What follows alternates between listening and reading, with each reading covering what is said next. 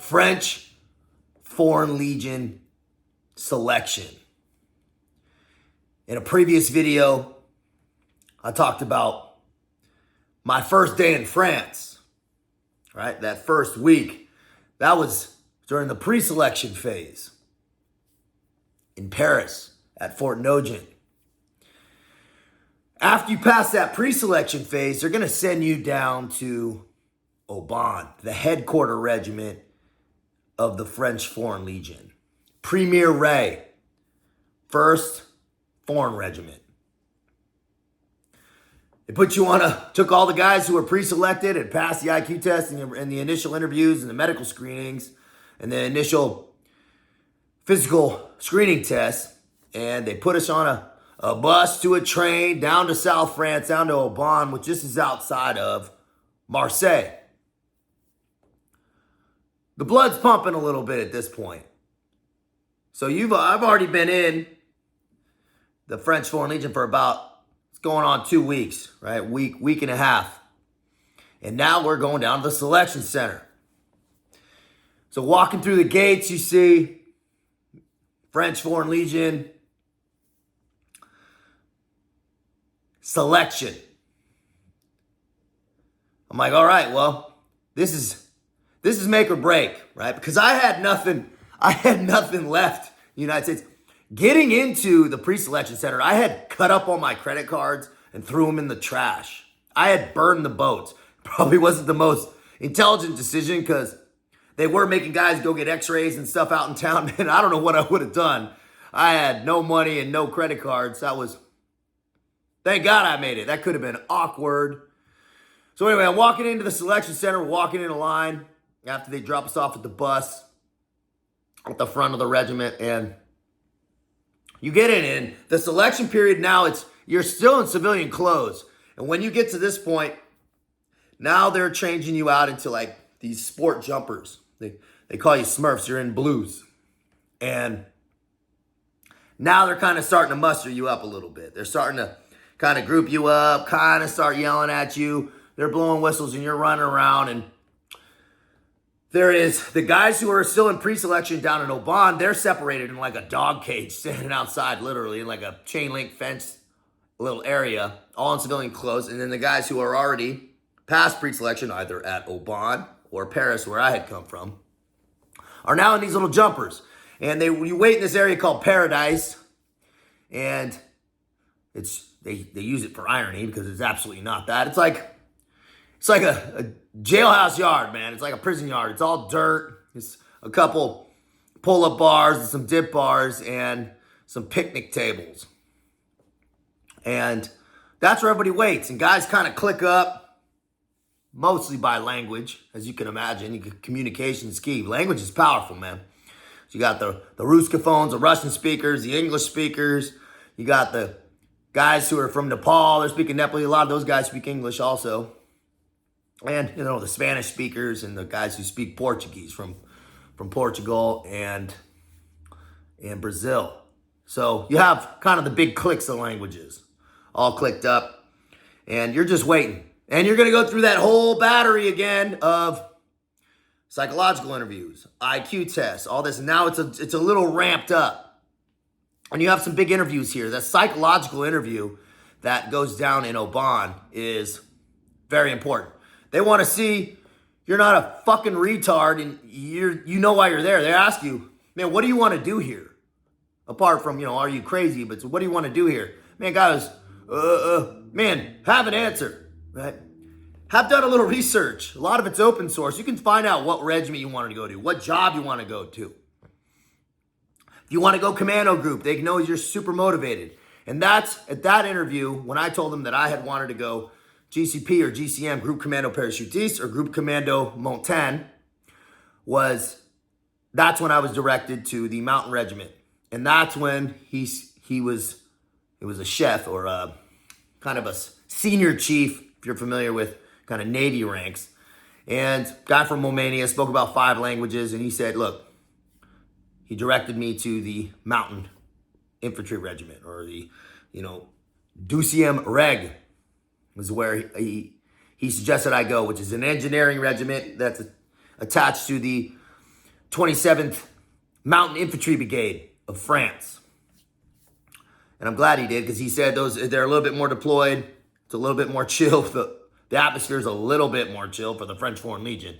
And they deploy a lot, and that's where the Mountain Commando Group was. So that's where he suggested I go, and so I'm grateful for him for that. Now, to the important interviews, I'm talking about the Gestapo interviews.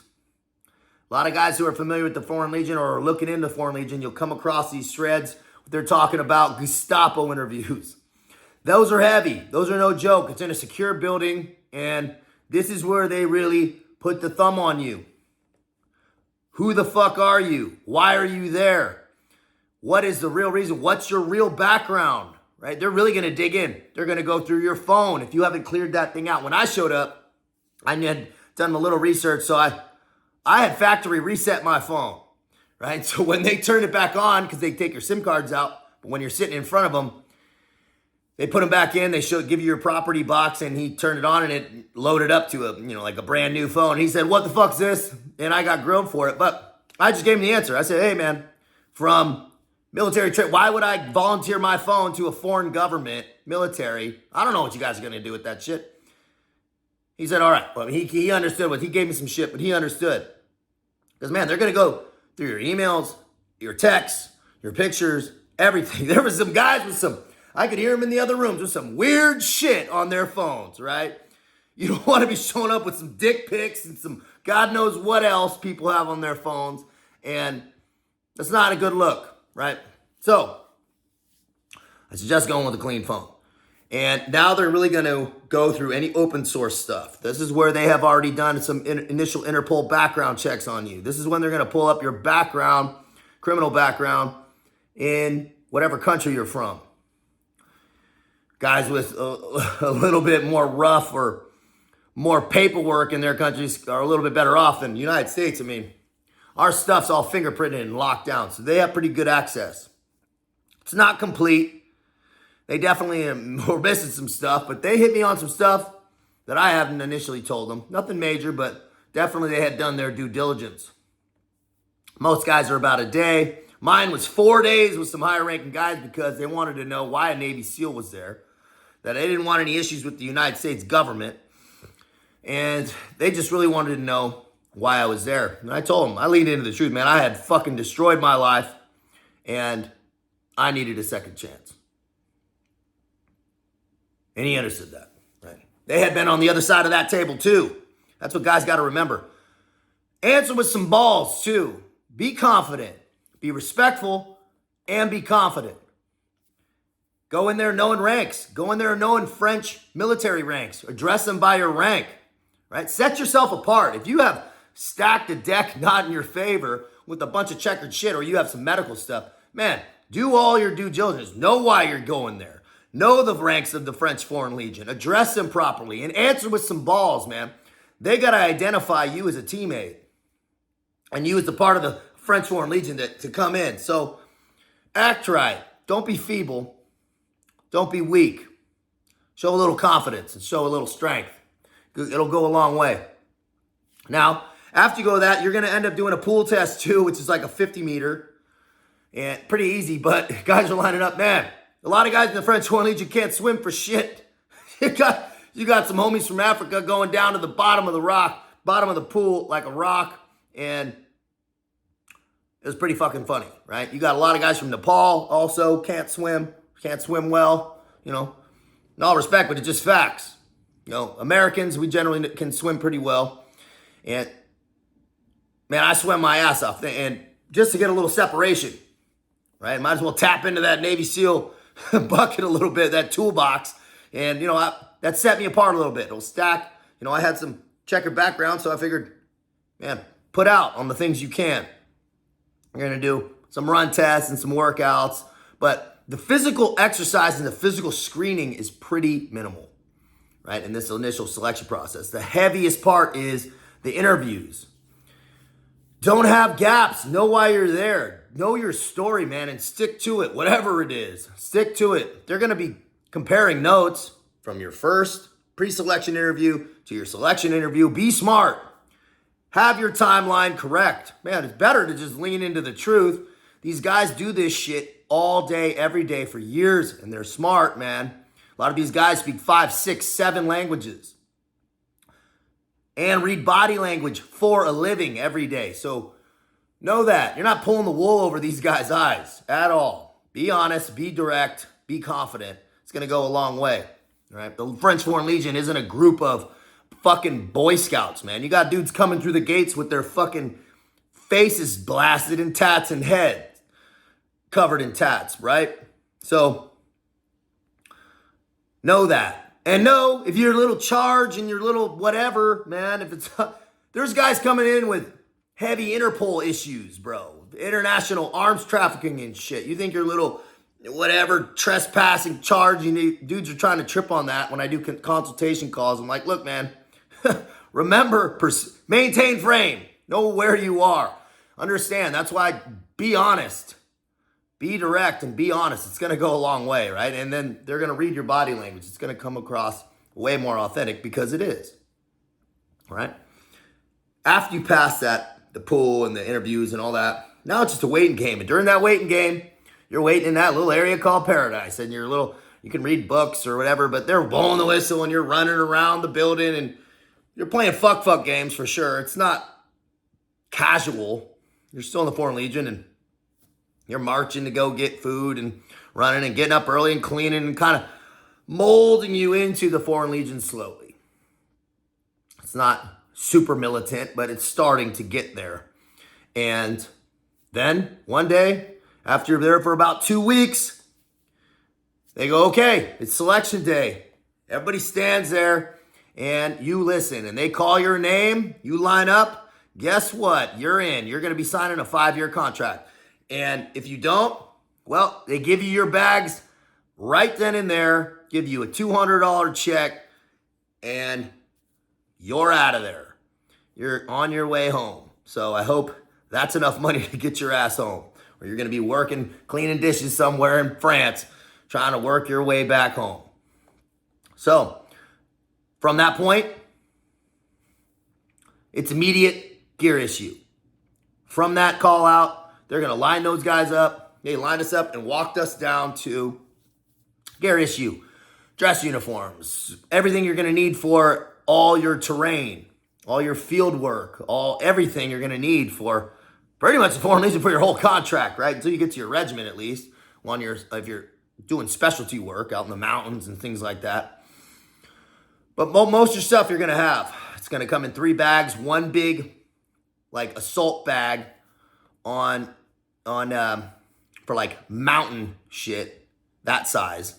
Then you're going to have kind of a long duffel bag and a smaller backpack, a musette, sac a dos. So then you're waiting, man. Then you're going to get your green beret. You're going to get your uniform. Now you're in military uniform. And that's for about a week. It's called being in red, in rouge. And you're learning a little bit more about the Legion, learning a little bit more about the regiments. Now we're starting to sing a little bit. Now we're starting to kind of be incorporated into as a group as 50 dudes approximately. It had been about a 50% chop from the guys who had been pre-selected already to the guys who were selected. It was about a 50% chop. Most of those guys chopped for the interviews. So then you're going off to Castel. Then you're going off to the boot camp and the farm, which we're going to talk about on a future video, the French Foreign Legion farm, which is a whole different ball of wax, but an interesting story for sure. Look forward to sharing that with you. So during that French Foreign Legion side, in the selection part, man, you're meeting with guys from all over the world. You're standing there and you're recognizing, man, everybody's here trying to have a new life. There's guys who are pretty well prepared mentally, and there's guys that broke hardcore psychologically through the selection and the boot camp process, specifically later on. And met some cool people, some people I'm still tied in with to this day during that selection period. It's interesting hearing people's stories and people's reasons for joining the French Foreign Legion. In that selection period, you're waiting around a lot and you're talking about people's lives. It's a A lot of loves lost, a lot of jobs lost, a lot of mistakes made, right? And then you're there. Then you got to respect it, right? It's a power move. It's definitely a power move joining the French Foreign Legion. And that's what the universe respects. The universe only respects drastic action. Make sure when you're making decisions in your life, man, make them strong, make them firm. They shouldn't be comfortable. They're not going to be comfortable. You will have to step out of your comfort zone. Maybe not that extreme, like sitting around a bunch of people that don't even speak your language and them digging into your life and your phone, and maybe not quite that. Ideally, it's not that if you're making better decisions than I was, for sure. But make them strong. Say, hey, man, I'm changing my life today.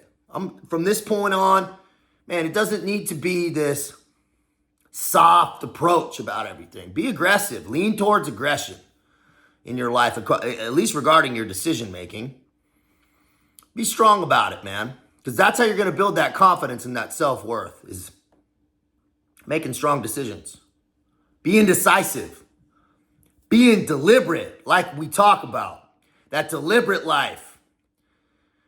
Man, anybody who's going to read a story about somebody's life, or if you want somebody that's lived an interesting life, man, what are some keynotes? Always some strong, decisive action that was taken. Man, fuck that. I'm doing this, right? This is happening from this point on. Man, learn this shit, dude. Your life, if you're watching this and you're not happy with it, fucking change it.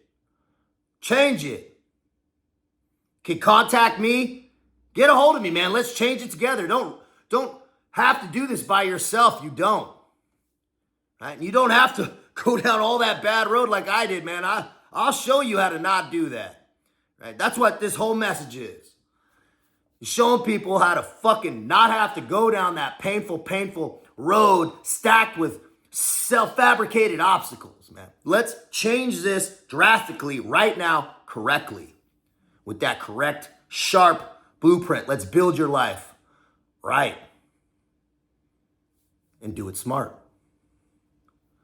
Be smart out here.